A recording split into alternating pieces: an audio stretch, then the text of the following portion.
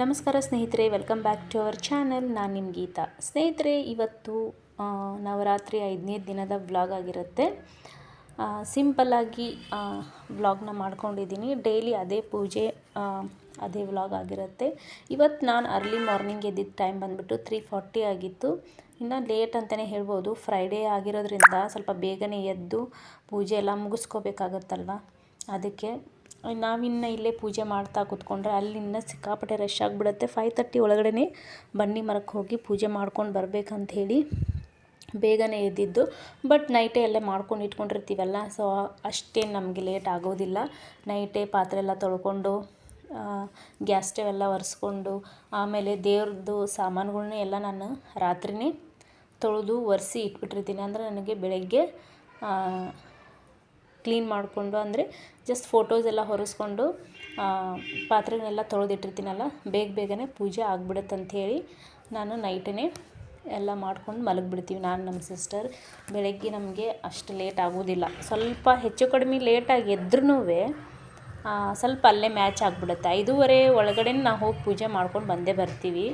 ಅಂದರೆ 5:30 ಅಂದರೆ ಅನ್ನಷ್ಟರಲ್ಲಿ ನಾವು ಬನ್ನಿ ಮರಕ್ಕೆ ಪೂಜೆ ಮುಗಿಸ್ತೀವಿ. ಅಲ್ಲಿಂದ ಮತ್ತೆ ಆಂಜನೇಯ ಟೆಂಪಲ್ಗೆ ಹೋಗಿ ಅಲ್ಲಿ ಪೂಜೆ ಮುಗಿಸ್ಕೊಂಡು ದೇವರಿಗೆ ನಮಸ್ಕಾರ ಮಾಡಿಕೊಂಡು ಪ್ರದಕ್ಷಿಣೆ ಎಲ್ಲ ಹಾಕಿ ಮನೆಗೆ ಬರ್ತೀವಿ.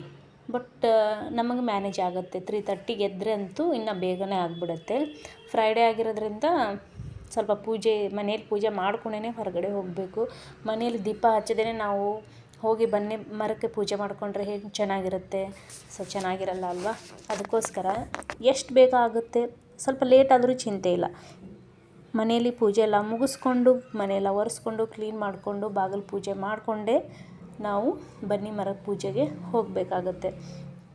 ಹಾಗೆ ಕೆಲವೊಬ್ಬರು ನೋಡಿದ್ದೀನಿ ನಾನು, ಎಲ್ಲರೂ ಅಂತ ಹೇಳ್ತಾ ಇಲ್ಲ, ಕೆಲವೊಬ್ಬರು ಮನೆಯಲ್ಲಿ ಪೂಜೆ ಮಾಡಲ್ಲ. ಹಾಗೆ ಎದ್ದು ಬಾಗಿಲೆಲ್ಲ ತೊಳ್ಕೊಂಡು ರಂಗೋಲಿ ಎಲ್ಲ ಹಾಕ್ತಾರೆ, ಇಲ್ಲ ಅಂತಲ್ಲ. ಬಾಗಿಲು ರಂಗೋಲಿ ಎಲ್ಲ ಹಾಕಿ ಹಾಗೆ ಬನ್ನಿ ಮರಕ್ಕೆ ಸ್ನಾನ ಮಾಡ್ಕೊಂಡು ಹೋಗ್ತಾರೆ. ಬಟ್ ಅದಕ್ಕಿಂತ ಒಳ್ಳೇದಂತಂದರೆ ಮನೆ ದೇವ್ರ ಪೂಜೆ ಆಗಲಿ, ಮನೇಲಿ ಪೂಜೆ ಆಗಲಿ ಮಾಡಿನೇ ಹೊರಗಡೆ ಹೋಗಿ ಪೂಜೆ ಮುಗಿಸ್ಕೊಂಡು ಬಂದರೆ ಒಳ್ಳೇದಂತ ನಾನು ಅಂದ್ಕೊಂಡಿದ್ದೀನಿ. ಬಟ್ ಹಾಗೆ ಚೆನ್ನಾಗಿರುತ್ತೆ. ಮನೇಲಿ ಧೂಪ ಎಲ್ಲ ಹಾಕಿ ಪೂಜೆ ಮಾಡ್ಕೊಂಡು ಹೊರಡ್ತಾಯಿದ್ರೆ ಸೊ ಅದ್ರ ಕಳೆನೇ ಬೇರೆ, ಅದ್ರ ವಾತಾವರಣನೇ ಬೇರೆ ಅಂತಲೇ ಹೇಳ್ಬೋದು. ಬಂದಮೇಲೆ ಆರಾಮಾಗಿ ನಾವು ಸ್ವಲ್ಪ ಏನು ಮಿಕ್ಕಿರೋದು ಕೆಲಸ ಎಲ್ಲ ಮುಗಿಸ್ಕೊಂಡು ರೆಸ್ಟ್ ಮಾಡ್ಬೋದು. ಕೆಲಸಕ್ಕೆ ಹೋಗೋರು ಕೆಲಸಕ್ಕೆ ಹೋಗ್ಬೋದು. ಟೈಮ್ ಅಂತೂ ಆರಾಮಾಗಿ ಸಾಕಾಗುತ್ತೆ. ಅದಕ್ಕೋಸ್ಕರ ಮನೇಲಿ ಪೂಜೆ ಮುಗಿಸ್ಕೊಂಡೇ ನಾವು ಹೊರಗಡೆ ಪೂಜೆ ಹೋಗಬೇಕಂತ ಕೇಳ್ಕೊತಾ ಇದ್ದೀನಿ ಫ್ರೆಂಡ್ಸ್, ಅಷ್ಟೇ. ಸೊ ಒಬ್ಬೊಬ್ಬರು ಮನೇಲಿ ಒಂದೊಂದು ಪದ್ಧತಿ ಇರುತ್ತೆ. ನಾನು ಅದನ್ನು ಒಪ್ಕೊಳ್ತೀನಿ. ಬಟ್ ನಾನಂತರೂ ಈ ಥರನೇ ಮಾಡೋದು. ಯಾವುದೇ ಕಾರಣಕ್ಕೂ ಮನೆ ಪೂಜೆ ಮುಗಿಸ್ತೇನೆ ನಾವು ಹೊರಗಡೆ ಪೂಜೆ ಮಾಡಲ್ಲ. ನಮ್ಮ ಮಮ್ಮಿನೂ ಅಷ್ಟೇ, ಮನೇಲಿ ಪೂಜೆ ಮಾಡದೆ ಹೊರಗಡೆ ಹೋಗಿ ಪೂಜೆ ಮಾಡ್ಕೊಂಡು ಬರೋದು ಬೇಡ ಅಂತಾರೆ ಅವರು. ಫಸ್ಟ್ ಮನೆಯದೆಲ್ಲ ಪೂಜೆ ಮುಗಿಸ್ಕೊ, ಆಮೇಲೆ ಬನ್ನಿ ಮರಕ್ಕೆ ಹೋಗಿ ಎಷ್ಟೊತ್ತಾದರೂ ಚಿಂತೆ ಇಲ್ಲ, ಮುಗಿಸ್ಕೊಂಡು ಬಾ ಅಂತಲೇ ಹೇಳ್ತಾರೆ ಅವರು. ಆಲ್ರೆಡಿ 4-5ಗೆಲ್ಲ ನಾನು ಹೊರಗಡೆದು ಬಾಗಿಲೆಲ್ಲ ತೊಳ್ಕೊಂಡು ರಂಗೋಲಿ ಎಲ್ಲ ಹಾಕಿ ಬಾಗಿಲು ಪೂಜೆನ ಆಮೇಲೆ ಸ್ನಾನ ಮಾಡ್ಕೊಂಡು ಮಾಡ್ತೀನಿ ಅಷ್ಟೇ. ಅರಿಶಿನ ಹಚ್ಚಿ ರಂಗೋಲಿ ಎಲ್ಲ ಬಿಟ್ಟು ಬಂದಿರ್ತೀನಿ ಅಷ್ಟೇ. ಆಮೇಲೆ ಸ್ನಾನ ಮುಗಿಸಿದಾದ್ಮೇಲೆ ಹೊಸ್ತಿಲು ಪೂಜೆ ಮಾಡಿ ಆಮೇಲೆ ದೀಪ ಎಲ್ಲ ಹಚ್ಚಿ ಹೊರಗಡೆ ಮುಗಿಸ್ಕೊತೀನಿ. ಅದಾದಮೇಲೆ ಇವತ್ತಿನ ಕಲರ್ ಬಂದುಬಿಟ್ಟು ದೇವಿದು.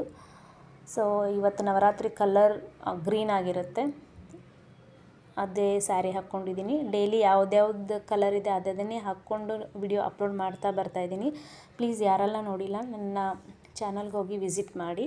ಸೊ ಇಷ್ಟ ಆದರೆ ಲೈಕ್ ಮಾಡಿ, ಶೇರ್ ಮಾಡಿ ಅಂತ ಕೇಳ್ಕೊತಾ ಇದ್ದೀನಿ. ಇವಾಗ ಸ್ನಾನ ಎಲ್ಲ ಮುಗಿಸ್ಕೊಂಡು ಬಂದು ಪೂಜೆ ಆ್ಯಸ್ ಯೂಸ್ವಲ್ ನೀವು ನೋಡಿರ್ತೀರ. ನನ್ನ ವಿಡಿಯೋ ನೋಡಿದವರಾಗಿದ್ದರೆ ನನ್ನ ಈ ಪೂಜೆ ಸೇಮ್ ಇರುತ್ತೆ.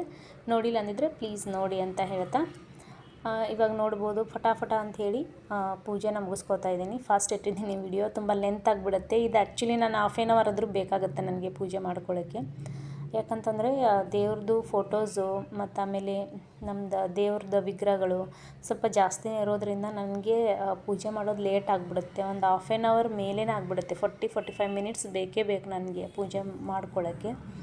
ಅದರಲ್ಲಿ ಬೇರೆ ಸ್ವಲ್ಪ ಪೂಜೆ ಅಂದರೆ ನಿಧಾನವಾಗಿ ಆಗಬೇಕು, ಅವಸರ ಮಾಡಲಿಕ್ಕೆ ಆಗೋದಿಲ್ಲ. ಅದಕ್ಕೋಸ್ಕರ ನಿಧಾನವಾಗೇ ಮಾಡ್ತೀನಿ. ಬಟ್ ಫಾಸ್ಟ್ ಇಟ್ಟಿದ್ದೀನಿ, ವಿಡಿಯೋ ಲೆಂತ್ ಆಗಿಬಿಡುತ್ತೆ ಅಂಥೇಳಿ ಫಾಸ್ಟಾಗಿ ನಿಮಗೆ ತೋರಿಸ್ತಾ ಇದ್ದೀನಿ. ಸಿಂಪಲ್ಲಾಗಿ ಪೂಜೆ ಮುಗಿಸ್ಕೊಂಡೆ ಫ್ರೈಡೇದು. ಆ್ಯಸ್ ಯೂಸ್ವಲ್ ನಮ್ಮದು ಲಾಸ್ಟ್ ದಿನ ನಾವು ನೈವೇದ್ಯ ಎಲ್ಲ ಮಾಡಿ ಅವತ್ತಿನ ದಿನ ಮಲಗ್ತೀವಿನೋ ಇಲ್ಲೋ ಗೊತ್ತಿಲ್ಲ ನನಗೆ. ಆ್ಯಕ್ಚುಲಿ 9 ಡೇಸ್ ಲಾಸ್ಟ್ ದಿನ ಅವತ್ತು ಹೋಳಿಗೆ ಎಲ್ಲ ಮಾಡಿ ನೈವೇದ್ಯ ಕೊಟ್ಟು ಉಡಿ ತುಂಬೋ ಕೆಲಸ, ಮತ್ತು ಆಮೇಲೆ ಎಲ್ಲ ದೇವ್ರಿಗೆ ಉಡಿ ತುಂಬಿ ಮುತ್ತೈದೆಯರಿಗೆ ಉಡಿ ತುಂಬಿ ನಿಮ್ಮ ಜೊತೆ ಶೇರ್ ಮಾಡ್ಕೊಳ್ತೀನಿ ವಿಡಿಯೋನ.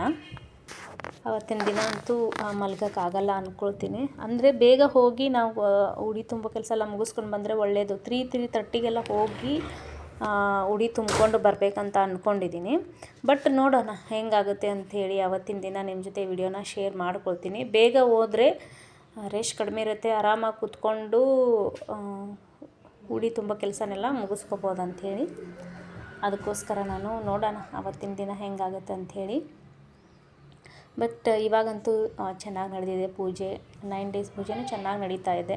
ಸೊ ಅದೇ ರೀತಿ ಹೋಗ್ತಾ ಇದೆ. ಆಲ್ರೆಡಿ 5ನೇ ದಿನ ಹೆಂಗೆ ಹೋಯಿತು ಅಂತಲೇ ಗೊತ್ತಾಗಲಿಲ್ಲ. 9 ಡೇಸು ಬೆಳಿಗ್ಗೆನೇ ಎದ್ದು ಅದು ಫ್ರೆಶ್ ಮೂಡಲ್ಲಿ ಚೆನ್ನಾಗಿರುತ್ತೆ 9 ಡೇಸ್ ಮಾತ್ರ. ಇದು ಯಾವಾಗಲೂ ನಡೆಸ್ಕೊಂಡು ಬಂದಿದ್ದೀವಿ, ಮುಂದೆನೂ ಪೂಜೆ ಮಾಡ್ಕೊಂಡು ಹೋಗ್ತೀನಿ ನಾನು. ಪೂಜೆ ಮುಗಿಸ್ಕೊಂಡು ನಾವು ಹೊರಟ್ವಿ 5:15 ಅಂದರೆ ಹೊರಟ್ವಿ ಬನ್ನಿ ಮರದ ಪೂಜೆ ಎಲ್ಲ ಮುಗಿಸ್ಕೊಂಡು ಬಂದು ಮತ್ತೆ ವಿಡಿಯೋ ಕಂಟಿನ್ಯೂ ಮಾಡಲಿಲ್ಲ ನಾನು. ಲೇಟ್ ಆಗುತ್ತೆ ಇನ್ನು ಅಂಥೇಳಿ, ಮನೆ ಕೆಲಸ ಎಲ್ಲ ಇರುತ್ತೆ, ವಿಡಿಯೋ ಮಾಡ್ಕೊಂಡು ಕೂತ್ಕೊಳ್ಳೋಕ್ಕಾಗಲ್ಲ. ಡೈಲಿ ವ್ಲಾಗ್ ಅದೇ ಇರುತ್ತೆ ಅಂಥೇಳಿ ಸ್ಪೆಷಲ್ ಏನೂ ಇರಲಿಲ್ಲ ಅಂಥೇಳಿ ಕಂಟಿನ್ಯೂ ಮಾಡಲಿಲ್ಲ ನಾನು. ಆ್ಯಕ್ಚುಲಿ ಹೇಳ್ಬೇಕಂದ್ರೆ ಬನ್ನಿ ಮರದ ಪೂಜೆವರೆಗೂ ಮಾತ್ರ ಎಂಡ್ ಮಾಡಿದ್ದೀನಿ. ಈ ವಿಡಿಯೋ ಇಷ್ಟ ಆದರೆ ಲೈಕ್ ಮಾಡಿ, ಶೇರ್ ಮಾಡಿ, ಕಮೆಂಟ್ ಮಾಡಿ, ಮತ್ತು ಸಬ್ಸ್ಕ್ರೈಬ್ ಮಾಡ್ಕೊಳ್ಳಿ ಅಂತ ಹೇಳ್ತಾ ಮತ್ತೆ ಮುಂದಿನ ವ್ಲಾಗಲ್ಲಿ ಸಿಗ್ತೀನಿ. ಅಲ್ಲಿವರೆಗೂ ಟೇಕ್ ಕೇರ್, ಬಾಯ್ ಫ್ರೆಂಡ್ಸ್. ಹಾಗೆ ನವರಾತ್ರಿ ಹಬ್ಬದ ಶುಭಾಶಯಗಳು ಎಲ್ಲರಿಗೂ ಕೂಡ.